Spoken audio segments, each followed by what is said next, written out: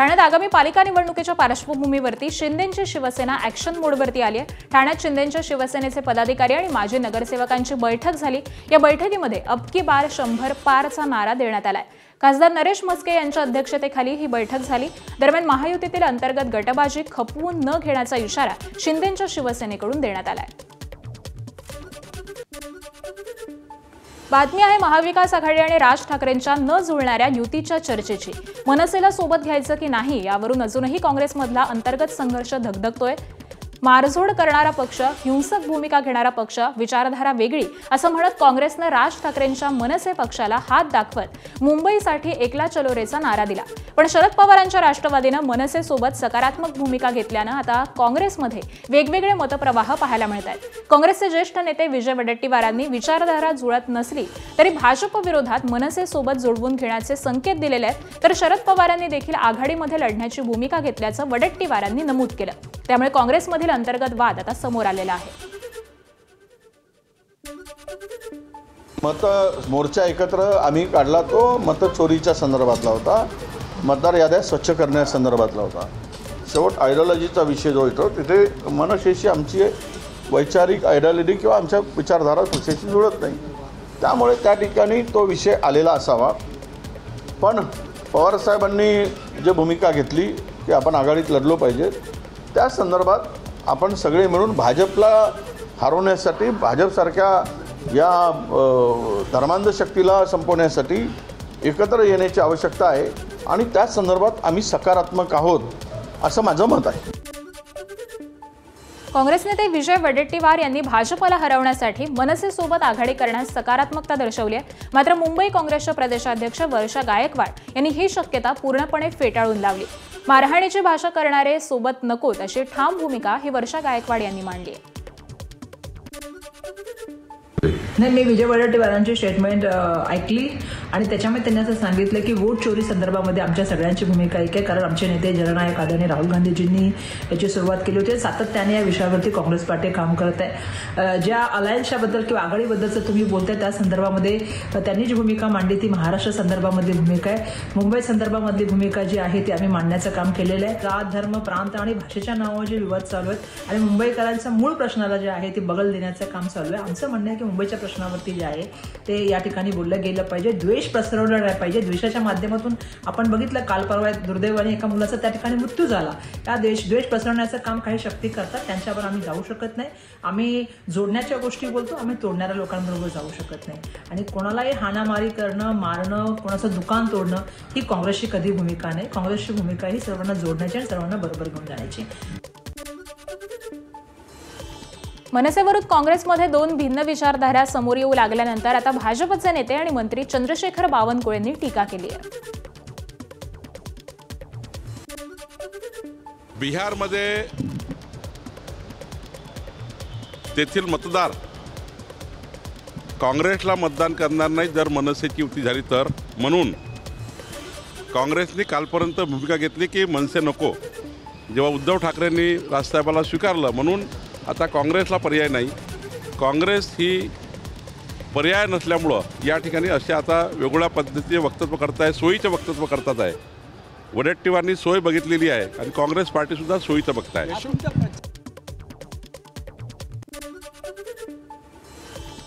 कणकवली नगर परिषदेच्या निवडणुकीमध्ये शिंदेंची शिवसेना आणि भाजप एकमेकांविरोधात लढतायत। त्यावरून शिवसेना आमदार निलेश राणेंनी भाजपचे प्रदेशाध्यक्ष रवींद्र चव्हाणांवरती जोरदार टीका केली आहे। रवींद्र चव्हाणांना सिंधुदुर्गात युती नको होती असं निलेश राणे म्हणाले।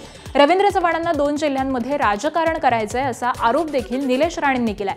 तर रवींद्र चव्हाणांना सिंधुदुर्गाचा राग का असा सवाल देखील त्यांनी विचारलाय। निलेश राणेंच्या या टीकेवरून नितेश राणेंनी मात्र सारवासारव केली। निलेश राणेंनी चव्हाणांचं नाव घेतलेलं नाही असं नितेश राणे म्हणालेले आहेत।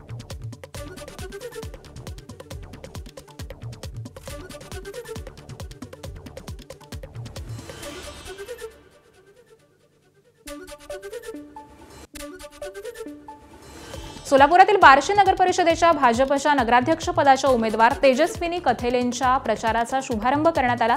माजी आमदार राजेंद्र राऊत यांच्या हस्ते गणेशाच्या चरणी नारळ फोडून प्रचार सुरू करण्यात आला। यावेळी प्रभाग क्रमांक 6 मधून पदयात्रा काढण्यात आली। बार्शीमध्ये राजेंद्र राऊत यांच्या नेतृत्वामध्ये भाजपचे उमेदवार निवडणुकीच्या रिंगणात आहेत, तर दुसरीकडे आमदार दिलीप सोपल यांनी सर्वपक्षीय आघाडी करून भाजपला आव्हान दिले आहे। आगामी ठाणे महापालिकेच्या निवडणुकीसाठी नुकतीच प्रारूप मतदार यादी जाहीर करण्यात आली। या यादीनुसार ठाण्यात 4 लाख मतदार वाढलेले आहेत। या यादीमध्ये मोठ्या प्रमाणात घोळ असल्याचं समोर आलंय। मुंब्र्यातील प्रभाग क्रमांक 31 ठाकरेंच्या शिवसेनेचे तब्बल 3 टर्म असलेले माजी नगरसेवक सुधीर भगत यांचंच नाव मतदार यादीमधून वगळण्यात आल्याचा आरोप करण्यात आलाय।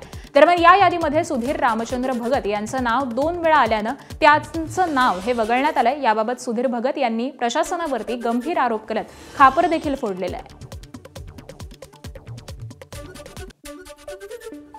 मला कुठल्याही प्रकारची नोटीस नाही आली, मला कुठल्याही प्रकारचा माझ्या इथे सर्वे नाही झाला, माझं कुठल्याही प्रकारचं मला त्या ठिकाणी येऊन विचारपूस करण्यात आली नाही। मी गेल्या परिवारासहित 50 वर्षापासून मुंब्रा विभागात राहत आहे। मी 3 टर्म नगरसेवक होतो। डायरेक्ट नाव रद्द केलं आहे हे संविधानाच्या विरोधात आहे। माझा मतदानाचा अधिकार हा काढून घेण्याचा अधिकार हा कोणालाच नाही। माझी या माध्यमातून जे कोणी अधिकारी असतील त्यांना नम्र विनंती आहे तर ते नाव जसं आहे तसं व्यवहार करून मला जी योग्य परवानगी असते ती देण्यात येईल। अखेर रायगड जिल्ह्याचा रखडलेला पालकमंत्री पदाचा तिढा येत्या जानेवारीपर्यंत सुटेल असा दावा शिंदेच्या शिवसेनेचे नेते आणि राज्याचे उद्योगमंत्री उदय सामंत यांनी केलाय। याशिवाय सुनील तटकरे यांनी मंत्री भरत गोगावले यांच्या विकास कामांवरती बोलताना मला जाड भिंगाचा चष्मा घालून सुद्धा गोगावले यांचा विकास दिसला नाही या वक्तव्यावरती मंत्री सामंत यांनी सुनील तटकरे यांना त्यांच्याच उमेदवारांना जेव्हा नगरपालिकेच्या निवडणुकीमध्ये मतं मिळतील ती मतं भिंग घेऊन शोधावी लागतील असा जोरदार टोला लगावलाय। पालकमंत्री पदाचा तिढा कधी संपणार काय वाटतं? आता आचारसंहितेत तरी संपणार नाही। त्याचा आचारसंहिता जानेवारीपर्यंत असेल, जानेवारीनंतरच बोलूया त्याच्यावर। कानमंत्र नाही, जे मंत्र द्यायचे ते जाहीरपणाने दिलेत माईकवर। त्याच्यामुळे म्हणूनच सांगतो की कार्यकर्त्यांवर माझा विश्वास आहे, भरत शेठच्या नेतृत्वावर विश्वास आहे आणि भरत शेठना एकनाथ शिंदे साहेबांच्या नेतृत्वावर विश्वास आहे। मी मगाशी सांगितलं ते परत एकदा सांगतो, विरोधकांना पडलेली मतं ही भिंग घेऊन शोधावी लागतात। स्थानिक स्वराज्य संस्थांच्या निवडणुकीत आम्ही महायुती म्हणूनच लढलो पाहिजे अशी एकनाथ शिंदे यांची मागणी आहे, परंतु काही ठिकाणी अडचण निर्माण झालेल्या म्हणून अंतर्गत वाद असल्याची माहिती राज्याचे उद्योगमंत्री उदय सामंत यांनी दिली आहे। रायगड जिल्ह्यामध्ये आम्ही 7 ठिकाणी युती करून लढत असून ही ताकद आम्ही महायुतीला दिली आहे, परंतु जिथं आम्ही शिवसेना म्हणून स्वबळावरती लढतोय तिथं आमचा विजय हा निश्चित आहे असा विश्वास उदय सामंतांनी व्यक्त केला आहे। महायुतीनंच आम्ही सगळे लढलो पाहिजे ही माननीय एकनाथ शिंदे साहेबांची पहिल्या दिवसापासूनची भूमिका आहे, परंतु काही ठिकाणी अडचणी निर्माण झाल्या असतील। रत्नागिरी जिल्ह्यामध्ये पूर्ण आम्ही शिवसेना भाजप युतीनं लढतोय, सिंधुदुर्गामध्ये मैत्रीपूर्ण लढतोय। या रायगड जिल्ह्यामध्ये 7 ठिकाणी आपण युती करून लढतोय, 2 ठिकाणी आपण वेगळं लढतोय। त्याच्यामुळे जिथं जिथं आमची ताकद आहे ती ताकद आम्ही महायुतीला देण्याचा प्रयत्न केला आहे आणि जिथे स्वबळावर आम्ही लढतोय तिथं आमचा विजय निश्चित आहे।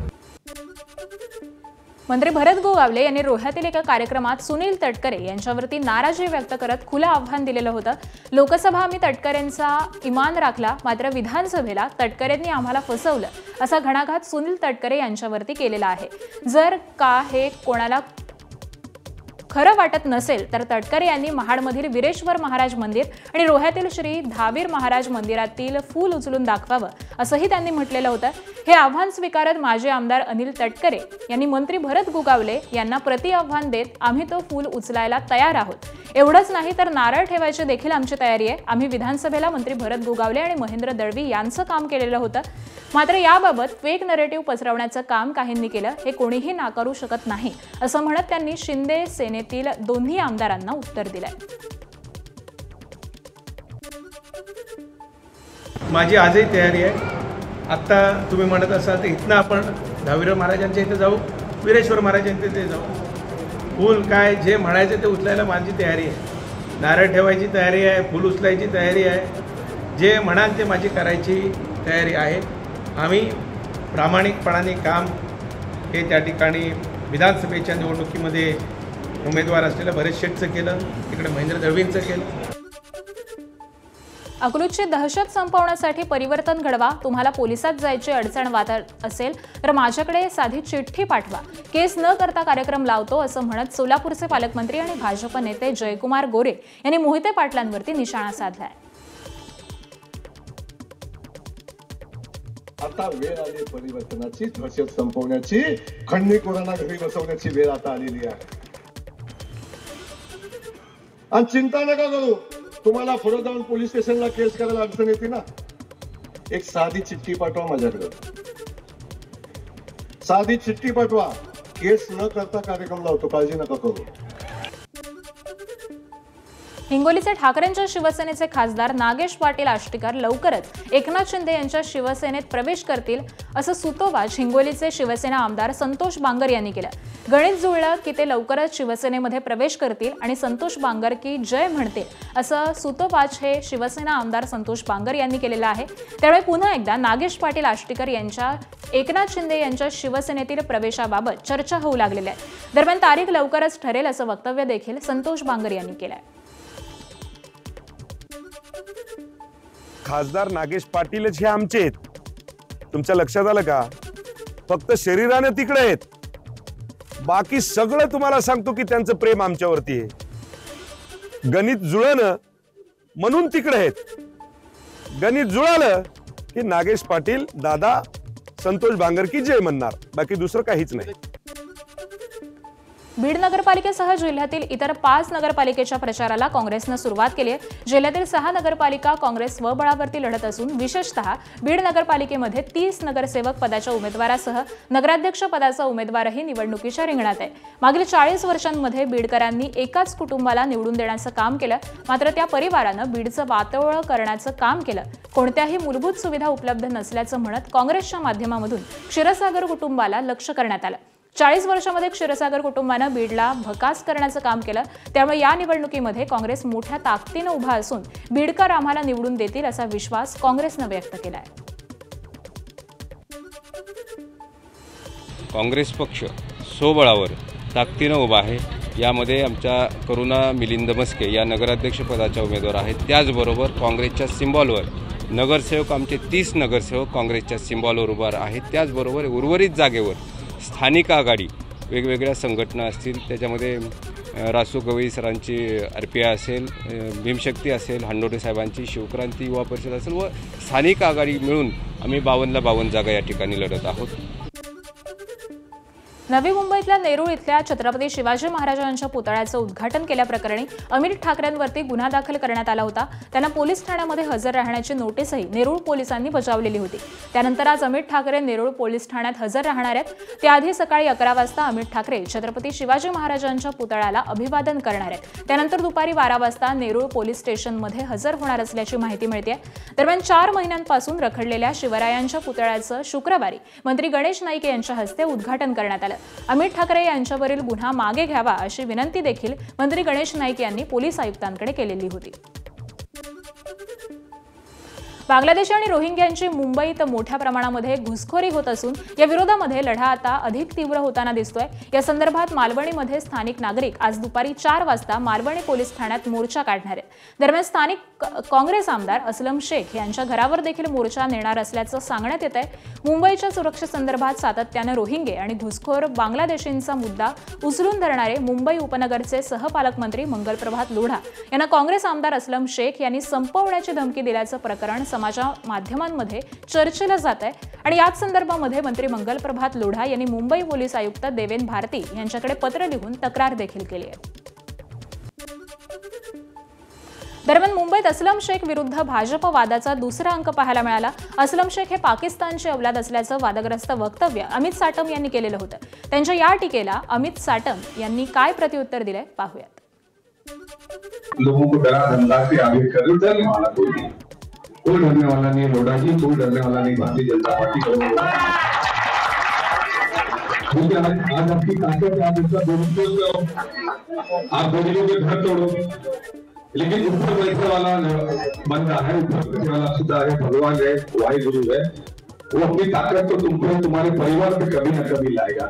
आपल्या माध्यमातून आम्ही असलम शेखला सांगू इच्छितो की असलम शेख, आपल्यासारख्या पाकिस्तानच्या औलादीला आम्ही अजिबात भीक घालत नाही। तुम्ही ज्या प्रकारे मालवणी पॅटर्न त्या मालाडमध्ये जो चालवलेला आहे, तो मालवणी पॅटर्न उकडून फेकल्याशिवाय आम्ही गप्पा बसणार नाही आणि येणाऱ्या काळामध्ये तुमच्यासारखी हिरवी पिलावळ या मुंबई शहरात गाडल्याशिवाय आम्ही राहणार नाही। मला वाटतं तो मूर्ख मनुष्य आहे, त्याला बोलायची काही पद्धत नाही आणि मला तर आश्चर्य वाटतं की भारतीय जनता पार्टीने असे मूर्ख माणसाला कसं काय मुंबईचा अध्यक्ष केलेला आहे। बेसिकली त्यांचा टेम्परमेंट एक साधारण माणसासारखं दिसत नाही मला। कुठल्याही निवडून आलेल्या माणसाबरोबर किंवा त्यांच्याबरोबर बोलायचं असेल तर कशी भाषाचा प्रयोग केला पाहिजे हे भारतीय जनता पार्टीने आणि त्यांना समजलं पाहिजे। भारतीय महिला क्रिकेट संघाची उपकर्णधार आणि सांगलीची कन्या स्मृती मानधनाचा विवाह मध्य प्रदेशमधील इंदूरमधील सिनेसंगीतकार आणि निर्माता पलाश मुच्छल सोबत आज पार पडणार आहे। सांगलीतील समडोळी गावाच्या हद्दीत असलेल्या फार्म हाऊसमध्ये आज विवाह सोहळा हा पार पडणार आहे। स्मृतीच्या विवाहाचं निमंत्रण हे मोजक्याच लोकांना देण्यात आलंय। मुख्यमंत्री देवेंद्र फडणवीस, उपमुख्यमंत्री एकनाथ शिंदे, अजित पवार हे या विवाह सोहळ्यासाठी उपस्थित राहण्याची शक्यता आहे। तर बीसीसीआयचे अध्यक्ष जय शहा, राहुल द्रविड, व्हीएस लक्ष्मण, सिने अभिनेता जॅकी श्रॉफ, सोनू निगम, विराट कोहली, अनुष्का शर्माही उपस्थित राहण्याची शक्यता आहे। या विवाह सोहळ्यासाठी भारतीय महिला क्रिकेट संघातील स्मृतीचे सहकारी शुक्रवारीच सांगलीमध्ये दाखल झाले।